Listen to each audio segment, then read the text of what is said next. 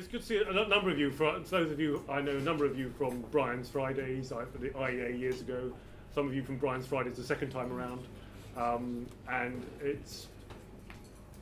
I suppose this talk really brings together a number of strands of my own thoughts over time, but also, and why, having been to sort of LA events and discussions at the IEA and other organisations, why I found myself frustrated with much of the libertarian stroke classical liberal movement. Now you might say, well, why did that make you go into politics? Well, I'll explain that.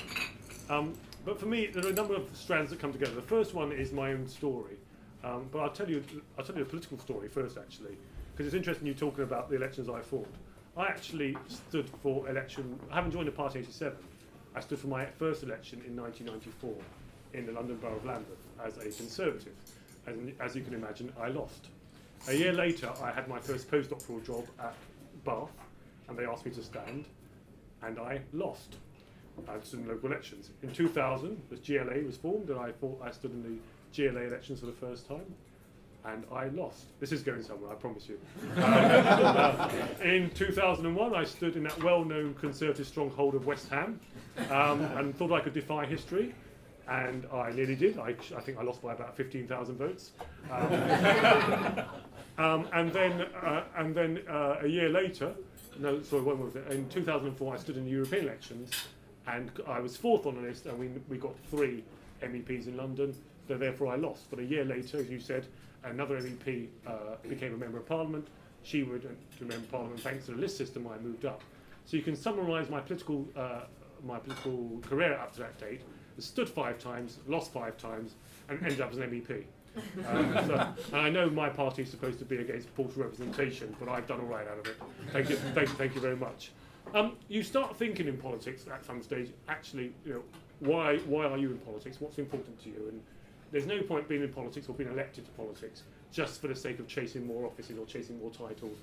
And one of the things I said when I became leader of the Conservative European Parliament, when I went on to become the leader of the group, I asked people, I said, I want you all to think about what drove you to get into politics. Because none of us went into politics to sign written amendments, sign amendments or to sign written declarations. We all went, there must be a higher reason. And for me, it's my own personal story, some of which you laid out, which is, for me, it's about the 2 things that are really important to me. Is one, I have this enormous faith in humanity and in individuals, and in individuals to reach their potential from wherever they come from. And because I'm that sort of classic story of social mobility. My father came to Britain in the 50s, worked on the buses, then worked on the railways, and then he said to me, son, I don't want you to be a bus driver. He said, no, the world will always need bus drivers until self-driving buses come along or something like that. I want you to get another job. So I thought about it for a long time, and it took me some time to realise he didn't want me to be a bus conductor either. He clearly wanted something better for his children, and I was very lucky in that way that my parents encouraged me, and they instilled a sense of self-belief. The self-belief that it doesn't matter where you come from, there's no limit to what you can achieve if you believe in yourself and work hard. But also they used to help me with sayings such as, each time you get knocked down, get up again. There's a sign of a good man or woman is a person who gets up one more time than they're knocked down. We'll always have, just get up, dust yourself off and get on again. And also, people who tell you that something can't be done are showing their own limitations, not yours. Those sort of words do inspire you, I have to say. And one of the things for me now, getting to where I am, I think it's important that I do the same thing to kids who could easily have been me 30 or 40 years ago.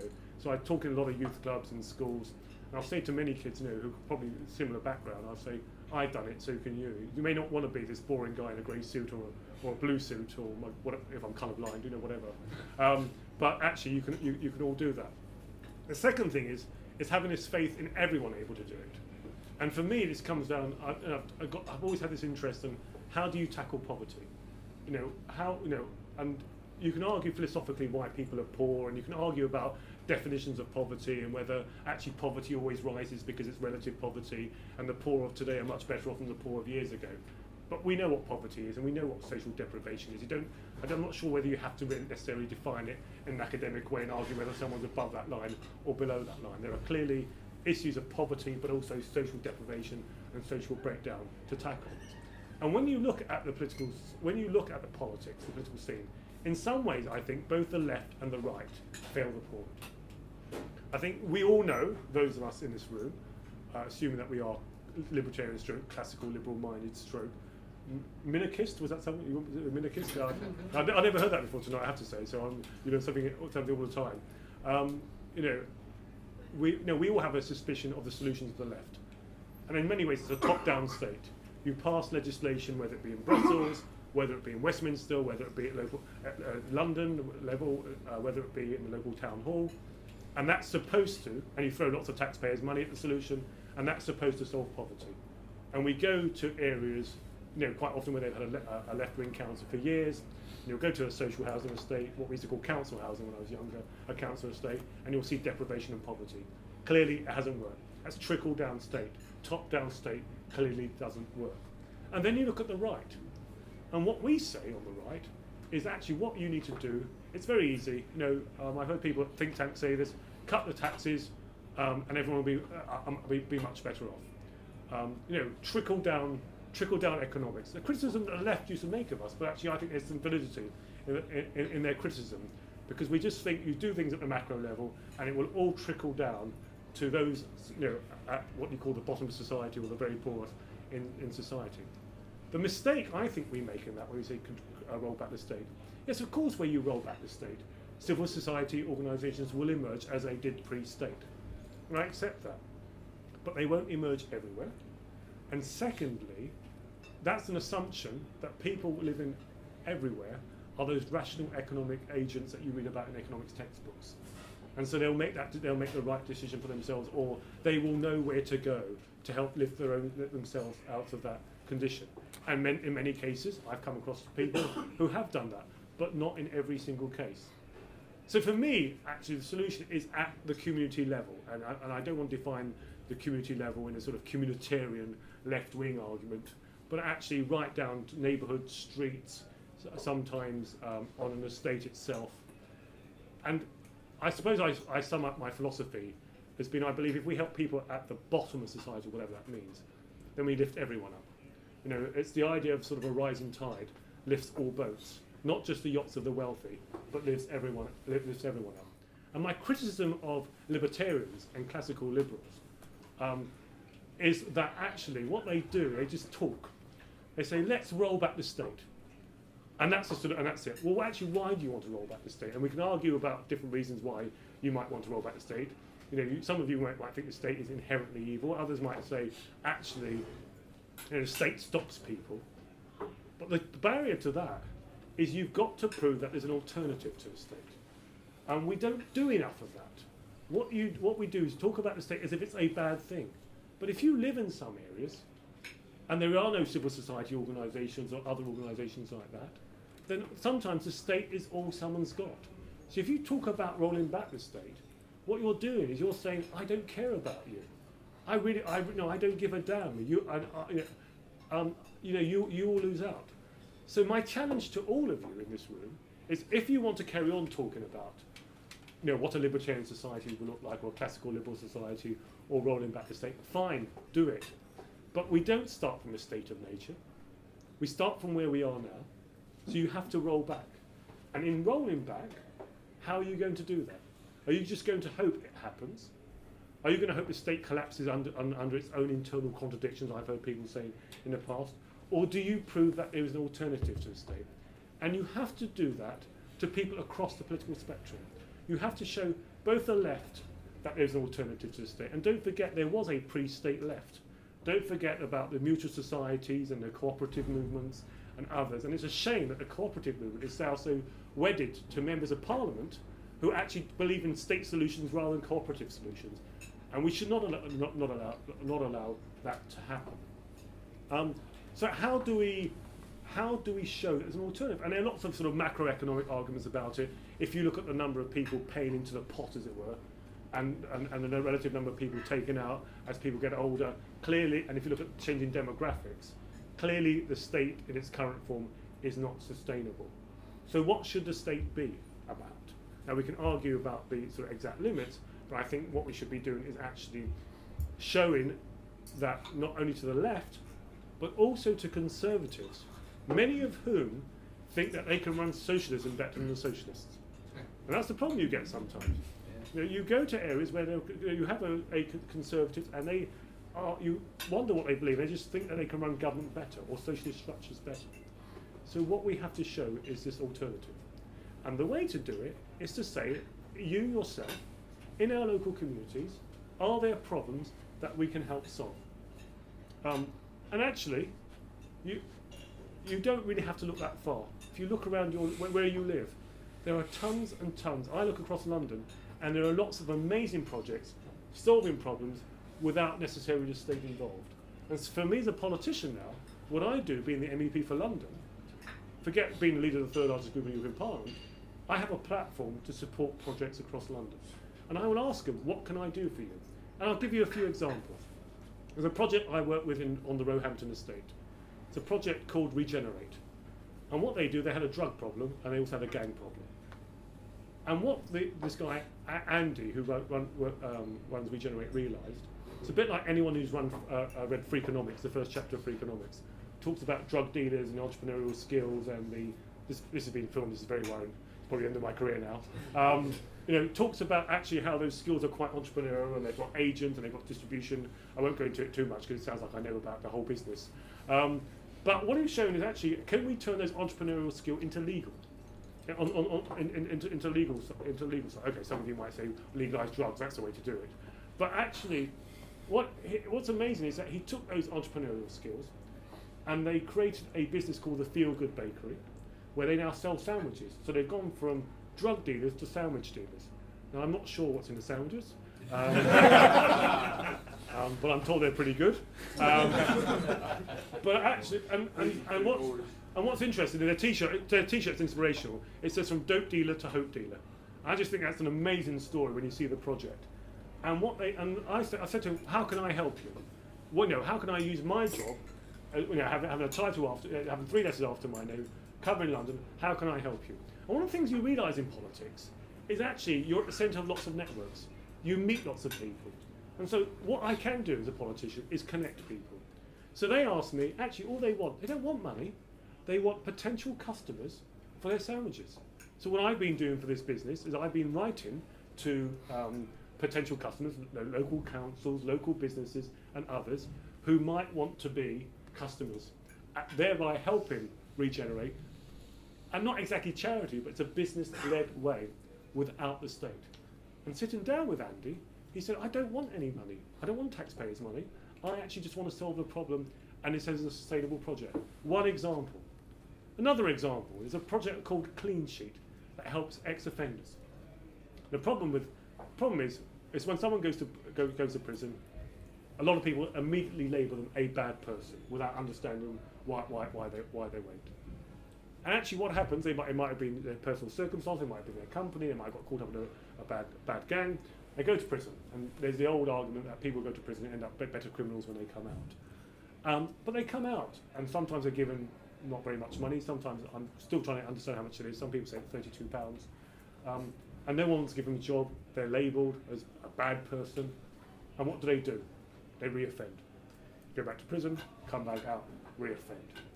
And so this project Regenerate looks at breaking that cycle of offending, re-offending, coming out, and actually helps people from, while they're in prison, preparing for the outside world. I said to Jane, who runs that project, what can I do to help you? And she said, could you write to businesses, or businesses you talk to, and ask them whether they would meet with us? That's all. We'll make the case for why they should consider taking on a reformed offender. We can show good business results about why people are loyal because they've been given another chance in life. They're going to come to work on time, all that sort of stuff. So that's all I did. I got together with a local MP in Croydon, and he and I wrote a joint letter on headed paper. Every business that I meet now, big businesses that I meet, I'll ask them. I'll say, here's one of the projects I'm helping. Any chance you might to meet this charity? And some of them will say, like the financial firms will say, no way. You'd think they'll snap them up, wouldn't you? Particular big banks. Actually, they say no, but manufacturers say, yeah, I'm really interested. We're having real problems training younger engineers, or actually, we want to retrain people. We'd love to talk to them. That does not involve the state. All that is connecting people. There's a jobs club that I help. Another lady called Jane as well.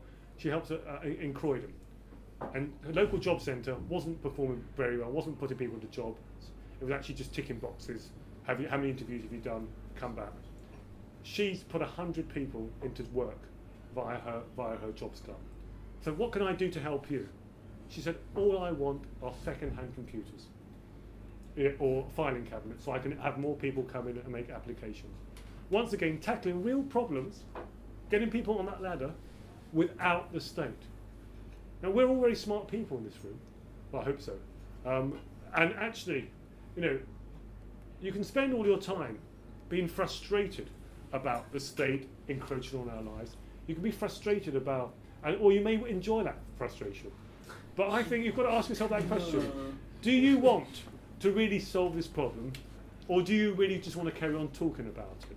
It's like the accusation that's often thrown at some of the large NGOs. Do they really want to? I've heard this accusation thrown at some of the large NGOs. Do they really want to solve poverty because it puts them out of business? It's like, do MEPs want to vote to leave the EU because it puts them out of a job? Do you, as classical liberals, libertarians, really want to roll back the state, or do you just want to complain about the fact that the state hasn't been rolled back? If you really do, I'd say stop. Going to come to these circles and all that sort of stuff. But my criticism is stop going to think tanks and just do something. Find a solution locally, or set up an organisation. I was speaking to the Cambridge Libertarians recently, and I said to them, I gave a similar talk to them, and they said, well, what can we do? Do you know what? We could help probably set up an after-school club for kids locally who aren't getting a very good education from the local state school. Maybe what we'll do is set one up. And I talked them through it. I've actually tried to get the Conservative Party now to be part of the solution in local communities. Now, you may not think that's a good thing, but we've got buildings, and they're quite empty half the day, except half the time. Let people come in through the door. I said to Conservatives, stop complaining about migrants who can't speak English. Why don't we set up free English classes for migrants, so they can get into the jobs market, so you can stop complaining. So rather than complaining about the problems we see around us, why don't we actually try and solve the problems either by setting up our own organisations or by working with existing organisations and helping them? And that way, you know what? People will start to realise there's an alternative to the state. And I've got this particular pathway in my mind that now happens when people come to me with a particular problem. I was doing a walkabout with about 6 months ago, probably a year ago. This lady came up to me and said, I've got a gang problem in my area. What are you going to do about it? I said, no, stop there. What are you going to do about it? What do you mean? I can't solve this problem. I said, all right, tell you what I'll do. I will introduce you to a similar project. So the first stage now is I will introduce people to a project that's tackled a similar problem in their local area. Doesn't have to be exactly the same solution, but actually, they can see that it can be done locally. First, when I did my PhD on change, the first stage of change is realisation. Once you realise, then actually you can move on to that change process. The second stage is they come back and say, well, actually, I love the idea, but I wouldn't know where to start. This is the real gap that I'm working on at the moment. I'm trying to set up an organisation that's a charity incubator. Maybe it gives them temporary space, maybe it finds space from companies that have got empty buildings. So rather than squatters being in empty buildings, actually you've got businesses or charities who can incubate. Maybe they need help setting up a CIC, a community interest company, with paperwork, the administration, all the legal bureaucracy. But actually you help them incubate their project. And the third stage is I meet lots of either wealthy individuals or organisations with funds and foundations, and I introduce them. So I take them through this three-stage project. First, here's a similar project. Let's solve the problem locally. Let's solve the problem in their community. Can you solve it in your similarly? Second stage, let's help incubate you to give you the confidence to set up the organisation and to give you the help and training. And the third stage is let me introduce you to people who might be willing to fund it, so you get on a self-sustaining basis, and then you solve the problem. If we did that, right across the country. If classical liberals or libertarians started getting involved in their community, put down their Nozick and their von Mises, I know I'm going to start a debate here, and actually went out there and tried to roll back the state by helping local communities solve their own problems, then actually maybe then you might go back to, funny enough, what the welfare state was intended to be in the first place, which it was supposed to be about filling those gaps in provision. Because the problem was at the time was, there were mutual societies, there were voluntary organisations, but they didn't help everyone. And the state should go back to being, when people can't help themselves, fall off the edge, we put them back on. And especially where there is no local organisation. So my plea to you is, put down your books, get out there and solve the problem. Thank you very much.